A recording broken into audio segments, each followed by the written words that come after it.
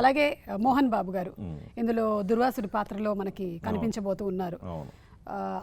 So మీరు అది రాసినప్పుడే fix అయిపోయారండి Mohan Babu గారే చెయ్యాలి ఇది? నేను ఫిక్స్ అవ్వలేదు, కాళిదాసే ఫిక్స్ అయిపోయాను. సూపర్ అండి, సూపర్, బెస్ట్ స్టేట్మెంట్. ఎందుకంటే ఆ డిస్క్రిప్షన్ అలాంటిది.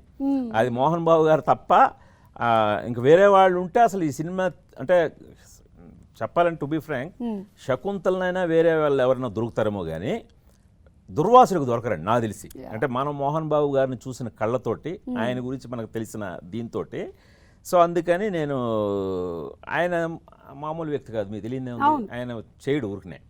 నేను లాస్ట్ టైమే రుద్రమదేవికే ఒక మంచి పాత్ర అడిగితే ఆయన ఎందుకు లేకుండా శేఖర్ ఇది ఎవరైనా చేయొచ్చు కదా, నువ్వు మళ్ళీ ఎందుకు. లాస్ట్ పౌరాణికం ఆయన యమదొంగలో చూసినట్టున్నామండి. అవును, రాజమౌళి గారిది. సో అది ఆయన లాస్ట్ టైమే నాకు రిజెక్ట్ చేశారు, ఎవరైనా చేయొచ్చులే నువ్వు ఎందుకు నా మీదే ఆధారపడడం. అలాగా ఆయన ఎక్కడ రిజెక్ట్ చేస్తారో అనే భయంతో ఆయన్ని కాంటాక్ట్ అయ్యాను. ఓకే, కాంటాక్ట్ అయ్యి సార్ ఈసారి మాత్రం మీరు రిజెక్ట్ చేయడానికి లేదండి, పాత్ర అలాంటిది. సో అంటే ఏం పాత్ర గుణశేఖర్ అన్న? దుర్వాస మహాముని సార్ అన్న. నవ్వేశాడు ఆయన. అంటే నేను కోపిస్టిని నా దగ్గరకు వచ్చావా సార్? మీరు ఎంత కోపిస్ట్లో అంత సున్నిత మనసుకులు సార్, అదే సున్నితమైన మనసుతో నా సినిమాని యాక్సెప్ట్ చేయండి సార్, ఇది తప్పితే నాకు ఆల్టర్నేట్ లేదు, మీరు తప్పితే.